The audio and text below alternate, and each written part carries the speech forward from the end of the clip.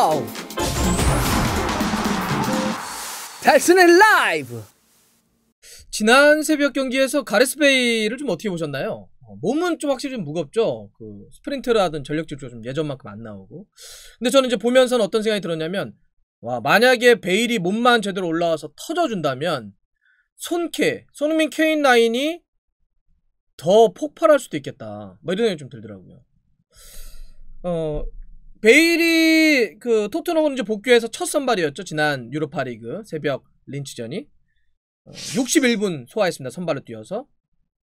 지난 주말에 이제 프리미어리그 웨스트햄과 경기 때는 교체 투입돼가지고 한 19분 뛰었으니까 이번에 첫 선발이었고 61분 정도를 뛴 겁니다. 이 한 61분은 베일이 실전을 프로팀 소속으로 이 정도 시간을 뛴 건 좀 오래간만이에요. 거슬러 올라가서 지난 6월에 레알 마드리드 소속으로 마요르카와의 경기 때 70분 뛴 것이 최근에 프로팀 소속으로 뛴 가장 많은 출전 시간입니다. 그래서 한 넉 달 정도 만에 한 60분 이상을 좀 소화한 건데, 그러니까 확실히 좀 몸 좀 무겁죠. 예. 뭔가 이렇게 확 옛날만큼 속도 한참 좋았을 때만큼의 움직임 좀 나오지 않던데, 그러다 보니까 이제 이 풋볼 런던지에서도 베일의 이날 경기를 좀 평가하면서 베일이 갖고 있는 모든 것이 좀 나오지 않았다 라고 하면서 가장 낮은 평점인 이제 6점을 좀 줬더라고요. 실제로 베일이 린치와의 경기 때 공격수로 나왔는데 뭐 슈팅이라든지 키패스가 없었으니까 뭐 좋은 평가라든지 평점을 받긴 좀 어려웠습니다. 베일 스스로도 경기 끝나고 인터뷰를 좀 했더라고요. 아직 좀 몸이 좀 무겁다고, 뭐 딱딱하다 이런 얘기도 좀 했고, 그러면서 나 혼자 약간 프리시즌을 좀 치르고 있는 것 같다 이런 이야기를 했습니다. 프리시즌이라고 하는 건 시즌에 본격적으로 들어가기 전에 뭐 연습 경기도 하고 이렇게 손발을 맞추는 그 시즌을 바로 프리시즌이라고 하는데, 나만 혼자 프리시즌 좀 치르고 있는 것 같다. 빨리 몸을 좀 끌어올리고 싶다. 아무래도 이제 부상도 있었고 그동안 뛰지 못했던 시간들이 있으니까 몸이 확실히 이렇게 호흡도 그렇고 완전히 터져 있는 것 같지는 않아요. 그러니까 이제 속도가 안 나오죠. 그리고 이렇게 속도가 안 나오고 몸이 좀 무거운데 억지로 막 스피드 내려고 그러면 몸이 좀 다쳐요. 원래 또 베일은 약간 유리 몸이잖아요.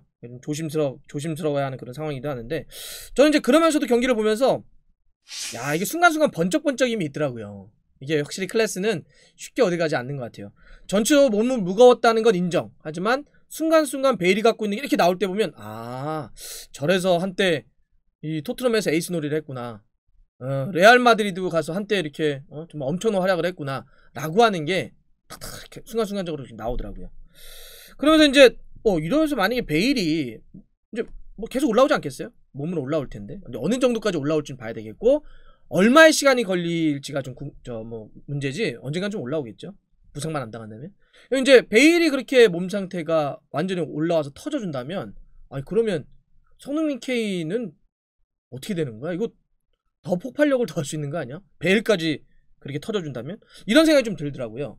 그래서 이런 거에 대한 베일이 올라오게 되면 손흥민 케인 라인이 폭발할 수 있는 이유에 대해서 한번 좀 정리를 한번 해볼게요. 첫 번째는 아까도 좀 말씀드렸던 것처럼 숨길 수 없어요. 클래스는 이게 숨긴다고 숨겨지지가 않습니다. 이 재능 자체는 그냥 타고나는 거기 때문에 어느 순간에 막 터져 나옵니다. 그거를 발현할 수 있는 몸 상태나 마음 상태가 돼 있느냐의 문제지, 그냥 갖고 있는 유전적인 힘이기 때문에 참 이 클래스는 그래서 우리가 영원하다 이런 얘기를 하는 거 아닙니까? 상대 그 자책골을 만들었을 때도 베일이 그 자기 주발인 왼발로 바깥발로 이렇게 탁 밀어주는데, 그것도 보면 순간적인 반박자가 빠르게 주잖아요.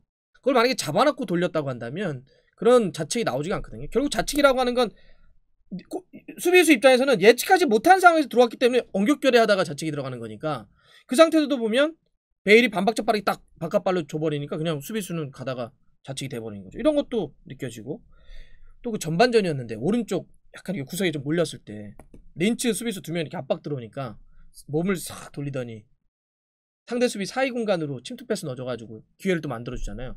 이런 거 보면 그러니까 막 달린다든지 이런 게 좀 안 되는 거지, 이렇게 있는 상태에서 탁탁 치는 거는 확실히 클래스가 좀 느껴집니다. 그리고 전체적으로 공을 확실히 쉽게 차잖아요. 다 편한 상태로 공을 주고, 물론 지금 자기가 스프린트를 할 수 없기 때문에 그런 것도 있겠지만 확실히 볼을 편하고 쉽게 찬다. 이거는 몸에 힘을 잔뜩 주고 볼을 차는 라멜라와 좀 이렇게 비교되는 그런 장면이기도 했습니다. 그래서 뭐 또 속도가 안 나온다고 하더라도 이런 재능을 좀 볼 수 있었던 건 드리블 같은 장면인데, 순간적으로 힘을 딱 집중할 수 있으니까 그건 속도가 아니더라도 수비수가 오는 걸 보고 탁 제껴내서 갈 수 있잖아요. 아무리 몸이 무거웠고 속도가 안 나왔다고 하더라도 이날 폭발적인 오버랩을 시도했던 레길론이 5회, 그다음에 계속해서 드리블 많이 시도했던 라멜라가 5회, 두 선수가 각각 5회씩으로 토트넘에 가장 많았는데 세 번째로 많았던 선수가 바로 성공 드리블 베일입니다. 그러니까 아무리 무겁다고 하더라도 어디 안 가죠. 네. 자, 두 번째는 또 이 베일이 들어왔을 때 손케라인의 어떤 그 폭발력을 기대할 수 있는 건 바로 세 선수의 공존 같아요. 사실 이제 그 뭐 처음에 그래도 공존할 수 있지 않겠어 그랬는데 실제 뚜껑을 열어봤을 때는 어떻게 할 거냐, 베일이 이렇게 선발로 복귀하게 되고는 또 어떻게 할 거냐 이런 게 있었는데 충분히 공존할 수 있겠다라는 걸 보여주더라고요. 자, 요거는 이번 그 린치와의 경기 때 베일이 선발로 나왔으니까 베일의 히트맵인데요. 한번 보세요. 어때요? 예. 오른쪽 측면에서 주로 이렇게 움직였다는 걸 알 수가 있죠. 오른쪽 측면에서 이렇게 움직이면서 약간 접고 들어와서 이렇게 주고 하는 움직임을 좀 많이 시도한 게 좀 보여지는데, 자, 요 다른 거는 이제 손흥민 선수의 올 시즌 프리미어리그 평균 히트맵입니다. 어때요? 왼쪽이죠, 주로 역시. 예. 왼쪽에서 돌파, 가운데 45도 각도의 침투 이런 게 좀 많죠. 그러면 예. 좌흥민, 우베일 완전한 공존이죠. 두 선수가 어떤 드리블과 속도를 가지고 이제 베일이 올라온다면 계속 친다고 생각해보세요. 상대 수비수 죽습니다. 예. 죽죠. 그런데다가 케인 이번 시즌 완전히 터지고 있잖아요. 케인의 폭발력이 더하고 있고, 케인이 직접 또 하지만 내려와서 수비수 달고 와서 빠진단 말이에요. 밑으로 낚시처럼 빠져버리면 지금 손흥민 하나 갖고도 상대가 허덕허덕거리는데 베일까지 슈퍼카 두 대가 막 움직인다고 생각해보세요. 올라와가지고 몸이.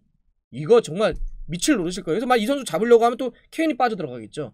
그래서 이 세 선수가 많이 공존하게 되면 상대 수비수 입장에서 악몽과가 될 거다. 이런 점에서 또 하나의 어떤 폭발력이 더 기대가 된다. 이런 거고요. 이런 데다가 이제 이런 기대를 더 할 수 있는 건 진짜 손케라인의 올 시즌 초반의 폭발력은 미쳤습니다. 진짜 말이 안 되는 스탯이에요. 말씀드리지만 지금 손흥민 선수 모든 대회 통틀어서 올 시즌에 8경기에서 무려 9골과 4개의 도움, 13개 공격 포인트입니다. 8경기에서. 진짜 말도 안 되는 스탯인데 케인은 더 말이 안 되죠. 모든 대회에서 올 시즌 9경기를 뛰었는데 10골과 8개의 어시스트, 18개를 무려 공격 포인트 기록하고 있고, 두 선수가 지금 기록한 공격 포인트가 31입니다. 이 자체가 좀 말이 안 되잖아요. 둘 다 손흥민과 케인이 올 시즌 초반이 자신의 프로 커리어를 다 통틀어 놓고 보더라도 거의 역대급에 가까워요. 해리 케인은 원래 약간 슬로우 스타터라고 그래가지고 시즌 초반에 잠깐 골 못 넣고 이랬던 거 기억나시죠? 물론 근래에 조금 달라진 면모도 있었지만 이번 시즌 초반은 전혀 뭐 슬로우 스타터의 어떤 흔적조차도 볼 수가 없습니다. 지난 시즌 모든 대회를 합쳐가지고 어땠냐면 비교해드릴게요. 케인의 34경기를 뛰어서 24골을 넣었단 말이에요. 근데 이번 시즌은 벌써 9경기 만에 10골을 때려넣었으니까 지난 시즌과 놓고 보더라도 해리 케인은 완전히 좀 올라가 있고, 손흥민은 뭐 아예 자신의 프로 커리어 다 통틀어서 역대급입니다. 손흥민 선수가 한 시즌에 모든 대회 통틀어서 프로로 뛰면서 가장 많은 골을 넣었던 게 2016-17 시즌 때 47경기에서 21골 넣었던 게 자신이 한 시즌 프로 통산 가장 많은 골을 넣었던 건데, 이번 시즌 8경기 만에 벌써 9골을 넣고 있잖아요. 네. 이걸 그냥 단순 계산으로 경기당 골로 그냥 계산해 볼게요. 분당 이런 거 말고.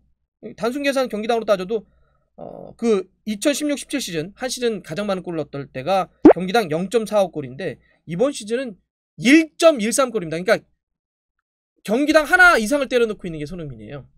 2배 이상, 그 자기가 가장 많이 골을 넣었던 시즌보다도 2배 이상 이 시즌 초반에 폼이 좋습니다. 네. 이런데 베일이 들어온다? 그 손흥민 케인이 올 시즌 초반에 둘이 상당히 그 어시스트와 골을 서로가 주고받으면서 많이 하고 있는데 여기 핵심이 뭐예요? 이타성이죠. 서로가 서로를 믿고 서로의 서로 움직임을 딱 읽은 다음에 아주 보기 좋게, 아주 받기 좋게 주는 이 두 선수의 어떤 이타성, 그리고 골 욕심만 혼자서 막 내는 것이 아니라 서로가 계속 의지하고 의존하고 서로 또 주고받으면서 상대 수비를 혼란하게 만드는 이 이타성이야말로 손흥민과 케인이 시즌 초반에 폭발하고 있는 이유 중에 하나인데, 베일도 이번 그 린치와의 경기 때 어때요? 네. 그냥 무리하게 혼자 뭐 막 이런 게 아니잖아요. 일정한 클래스를 경험했던 선수들은 동료를 활용하거나 팀으로 싸울 줄 알아요. 그러니까 베일도 여기서 계속 동료를 활용하면서 주는데, 그러면 베일의 그런 이타성이 만약에 몸이 올라와서 손흥민 케인의 이타성과 결합을 한다. 이거 정말 수비수 미칠 겁니다, 진짜. 만약에 제대로만 된다면. 그럼 누굴 막아요? 그러니까 이타성이라고 하는 게 결국은 누가 슈팅을 못한다라는, 누가 슈팅을 때릴지 모른다는 거 아닙니까? 수비수 입장에서는. 생각해보세요. 서로가 만약에 막 옛날처럼 누가 막 골 욕심만 부려, 그러면 수비수 입장에서는 야 쟤만 막아 이렇게 되겠죠. 근데 케인이 때릴지, 손흥민이 때릴지, 베일이 때릴지 모른다고 한번 생각해보세요. 이거는 그냥 상대로서 그냥 악몽과 같은 나이트메어가 될 겁니다. 그래서 이 베일이 올라오게 되면, 몸이 올라와 아주 제대로 결합하게 되면 송케 라인의 어떤 폭발력이 더해질 거다, 이런 이야기고요. 또 하나는 전술적으로도 저는 이번 린치와 경기 때 베일의 어떤 가능성을 봤던 것 중에 하나는 베일을 물론 이제 몸이 속도가 올라오고 그러면 뭐 사이드에 안정적으로 두는 게 첫 번째 옵션이겠죠. 근데 다른 옵션으로도 야 그냥 가운데 2선 쪽에 자유롭게 프리롤로 두는 건 어떨까? 플레이메이커나 공미어 같은 느낌으로 베일에게 좀 자유롭게 움직이라고 하면서 충분히 가능할 것 같더라고요.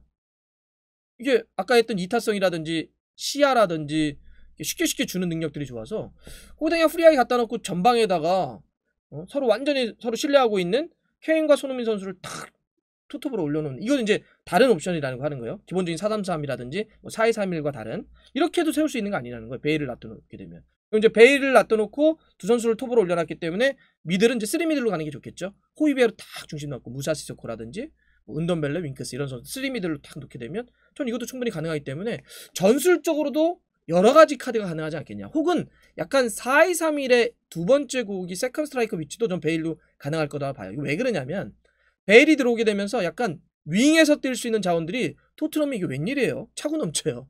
옛날에 선수 없다 했었는데.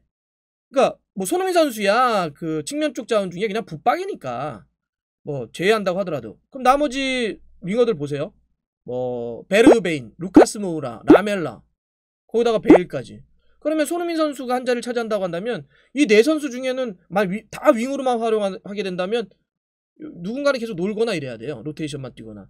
그러니까 만약에 베일을, 그러니까 이것도 뭐 베일은 기본적으로 사이드가 첫 번째 옵션입니다. 하지만 가운데로 올려놓는다면, 갖다 놓는다면 여기 다른 쪽 오른쪽 측면에서 뭐 루카스 모라도 활용할 수 있고 베르베인도 한번 활용해 볼 수도 있고 라멜라도 활용할 수도 있고, 이런 식의 또 활용의 다양성들이, 확장성이 생겨나기 때문에 이런 전술적인 다양성도 베일이 올라올 경우 기대해 볼 수 있는 것이다, 이런 생각이 듭니다. 이런 데다가 마지막으로 여기에 비니시우스의 백업으로서의 존재감, 사실 뭐 린치와 경기 때 정말 인상적이었던 선수 뽑자면 비니시우스, 호이비에르, 레길론 이런 선수들이죠. 어쨌든 이렇게 비니시우스가 또 딱 이제는 뭐 로테이션을 돌린다든지 케인이 뭐 문제가 있어도 탁 쓸 수 있죠. 그런데다가 좌우 풀백들, 와 레길론, 도어티 미친듯이 올라가서 공격 도와줄 수 있죠. 그러면서 뒤쪽에서 호이비에르가 딱 중원의 신처럼 자리를 딱 잡고 있죠. 이런 데다가 베일까지 들어와가지고 송케 라인하고 결합한다? 그림이 제대로입니다. 이렇게 된다면 진짜 전방의 무게감은 확실히 터질 수 있기 때문에 뒤를 받쳐주는 선수들이 좋기 때문에 기대된다, 이런 생각입니다. 물론 이 모든 거에 제가 쭉 말씀드렸던 전제는 마지막 퍼즐이라고 할 수 있는 가레스 베일의 몸 상태가 올라와서 언제 터져주냐의 문제입니다. 또 얼마나 터져주냐가 바로 전제라고 할 수 있겠죠. 결국 이제 베일의 풀핏이라고 하는 게 이제 관건이 좀 될 텐데, 많이 제대로만 터지게 된다면 정말 손흥민, 케인, 송케 라인에게 아주 강한 영향을 미칠 수 있을 것입니다. 이제 버니전 시작을 해가지고 또 다른 경기도 쭉 이어질 텐데 진짜 베일이 어느 정도 올라올 수 있을까요? 또 베일이 올라오게 되면 손흥민, 케인 포함을 해서 토트넘의 공격 라인은 어느 정도까지 터질 수 있을까요? 계속 지켜보면서 또 한번 분석해 보겠습니다.